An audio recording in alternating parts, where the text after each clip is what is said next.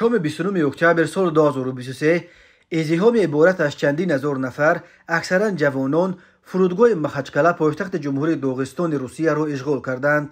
تظاهرگران به فرودگاه با شعارها به طرفداری فلسطین و ضد اسرائیل آمده بودند. سبب بی‌ترتیبی‌ها و آوازها درباره گویا از تل‌آویو با هواپیمای رد وینگز به داغستان آوردن اسرائیلی‌های گریزه شد. هرچند ازدحام گرد جمع آمده را اطمینان می‌دادند که با این هواپیما کودکانی را آوردند که در اسرائیل از بیماری‌های سرطان تبابت می‌گرفتند، ولی ازدحام آرام نشد و اول تالار فرودگاه را اشغال کرده سپس به خط پرواز فرو ریختند تا مستقیما داخل هواپیماها را تفتیش کنند که یگان گریزه نیست. بعد چند ساعت تظاهرگران فرودگاه را ترک کردند و حکومت داغستان اعلام کرد که وضع زیر نظارت درآورده شد، ولی فرودگاه هنوز کار نمی‌کند.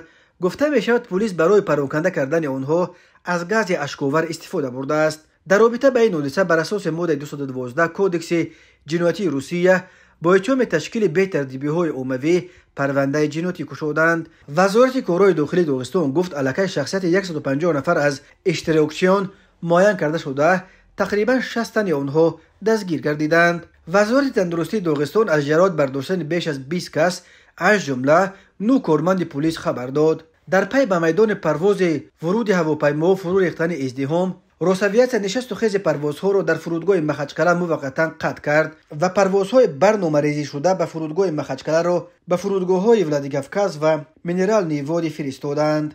رهبر داغستان گنرال سرگئی میلیکوف بی‌ترتیبی‌ها در فرودگاه مخچکله را محکوم کرد و دغلانه و اعلان کردن قانون نامید. در همین حال ناظران بی‌ترتیبی‌ها در پایتخت داغستان را همچون باز یک علامت ضعیف شدن حکومت مرکزی در روسیه می شمارند و می گویند این روند یعنی نظارت وضع در منطقه های کشور را از دست دادن کرمل، بخصوص بعد حمله روسیه به خاک اوکراین سرعت و وسعت بیش از پیش پیدا کرده است.